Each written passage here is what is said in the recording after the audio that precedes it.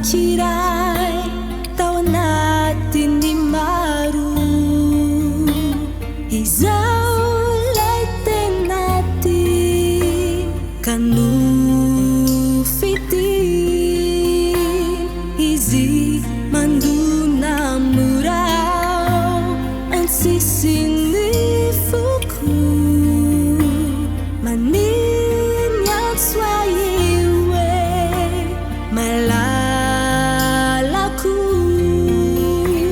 laitiku saditiay at siya'y talo si manamparo fatukaku sinyo umalis yani dari panjakizay yanang nifidiyay manay kiyaw hekek izay manatunay tiuladi tiuminti